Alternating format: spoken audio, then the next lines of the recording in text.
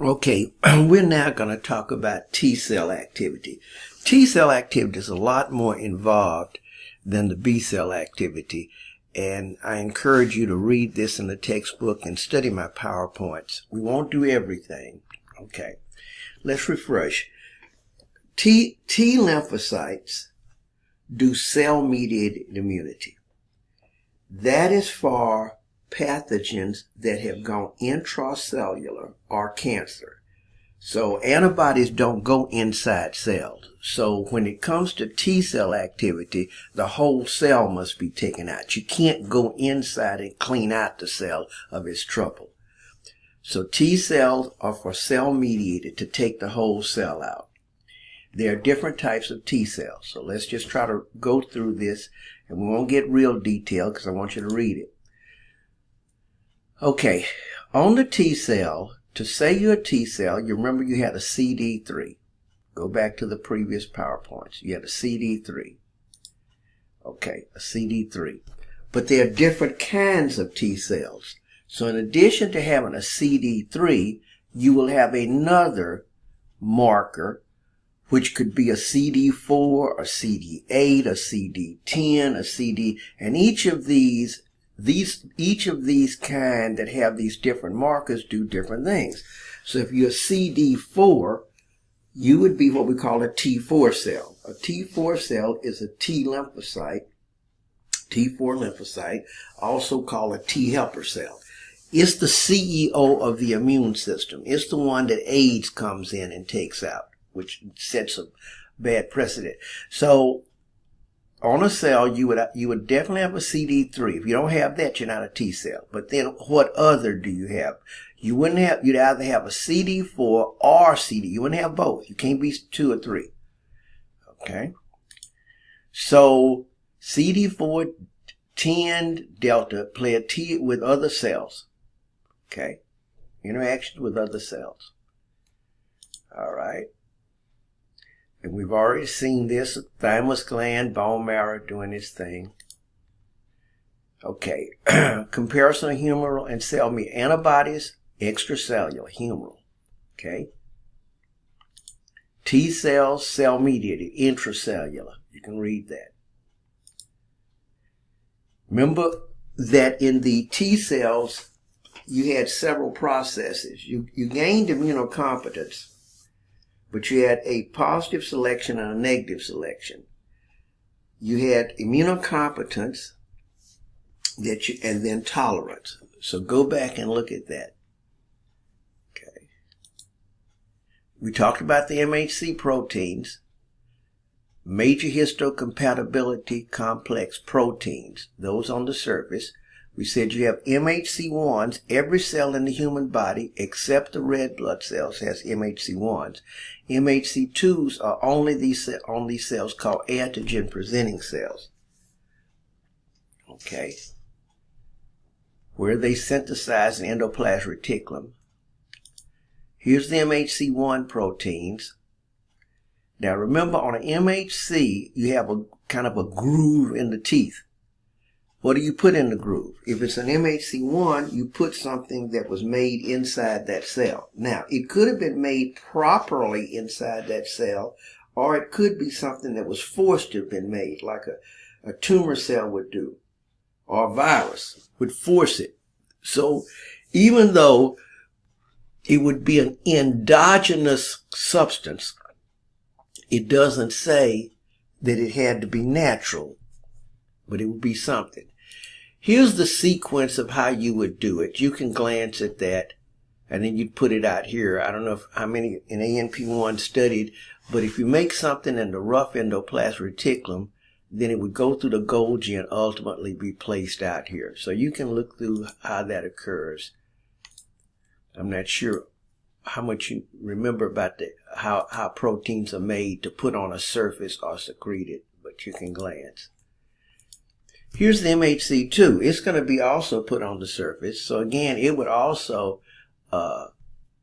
be present on those particular cells. So antigen-presenting cells can be dendritic cells, macrophages, or some B cells. What do? They present to a T helper cell. The T helper cell is the CEO. The process basically is this. Let's make it simple. The fighter cells, not the T helper cell, goes and collects stuff, like an antigen presenting cell or other cells. They want to attack, but they cannot attack until they've got confirmation, or shall I say, till they've gotten approval from the T helper cell. So they will bring representative material to the T helper. Now here's where the situation, listen in, okay? When they bring it to the T helper cell, first of all, has got to see if you're not a double agent.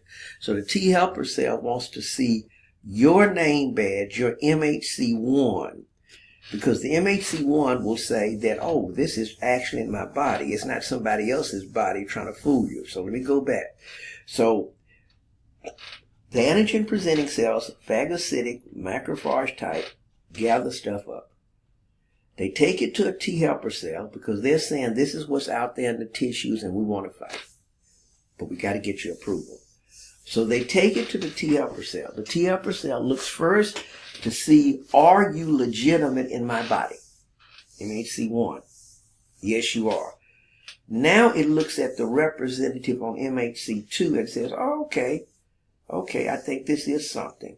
Then the T4 cell will start to send out chemicals to activate the troops.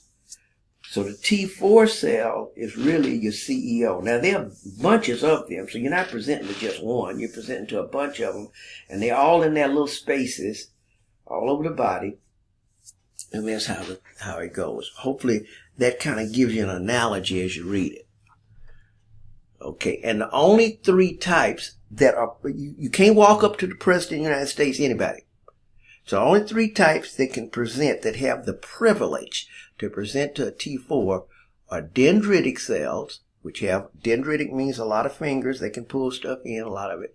Certain macrophages, not all, and some B cells. But the 2 and 3 must have an MHC2. Dendritics have that.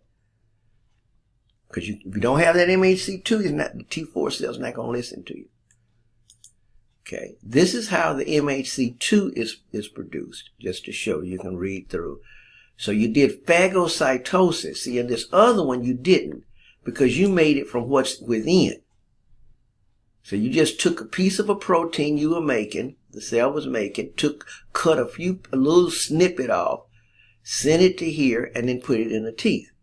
Representative of, here, you had to do phagocytosis because you had to bring a foreign piece in and then cut it and then put it there and then put it in the teeth.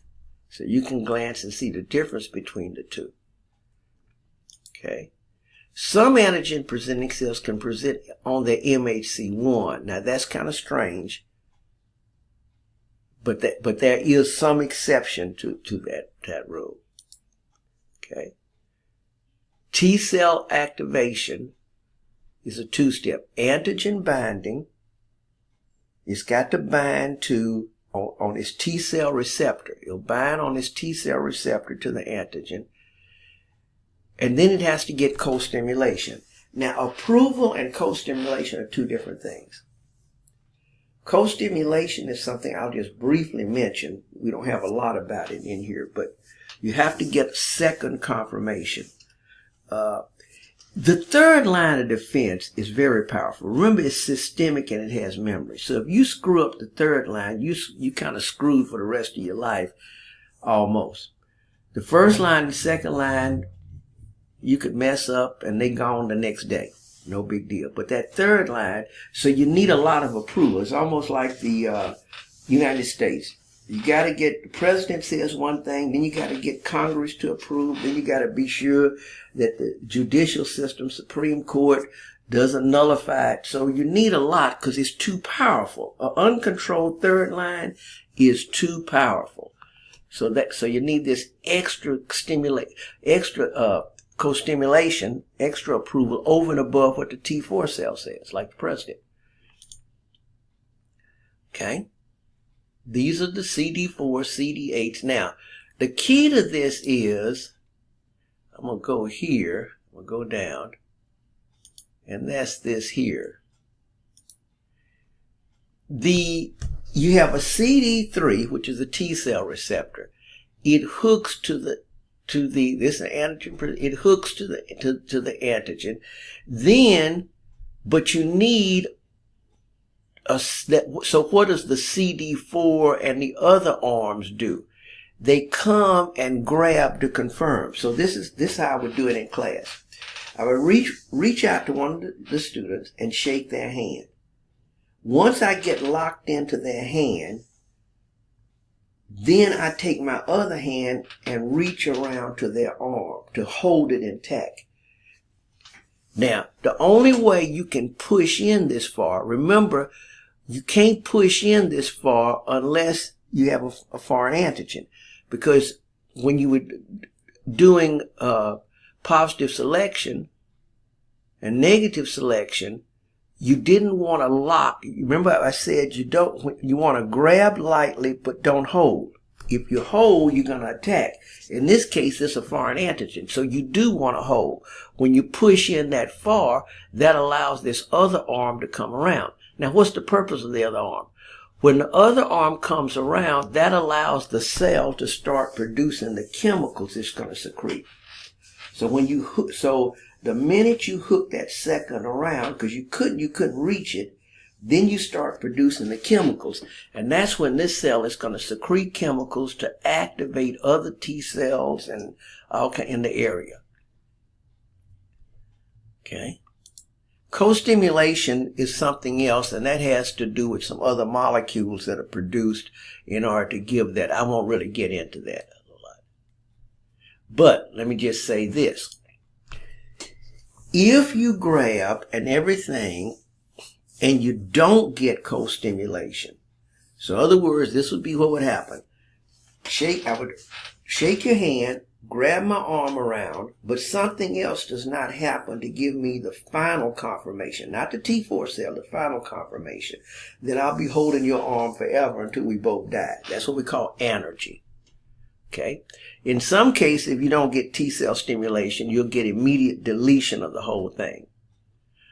Another thing, if you don't get it, sometimes you'll develop tolerance. So here's a person allergic to something or whatever, and all of a sudden, they never could get co-stimulation. So they just tolerate it. Bottom line, without co-stimulation, T cells are unable to divide and secrete their chemicals necessary. Okay? So that's what we're talking about there. Okay, you can. Now, what are the chemicals produced called interleukins? Interleukins are produced. These interleukins, like interleukin 1, interleukin 2. So once the T cell gets confirmation and everything like that, co-stimulation, it starts producing interleukins. These chemicals then stimulate the other cells. That's why they call them interleukins, between interleukos, white blood cells. Remember, the interleukin 1, I don't know if you remember, is what causes the fever. It's also responsible for fever. But what these interleukins do are trigger mitosis and differentiation to bring more cells around of that type. B cells also need co-stimulation too.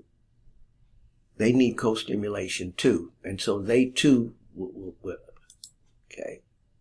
Now here's some of the cytokines that we talked about. Okay. The cytokines are small chemicals secreted in order to stimulate that. So you have the interleukins, you have the interferons, interleukins released by macrophages, interleukin 2 releases. So these are some things there. I'll talk more on cytokines in the next presentation.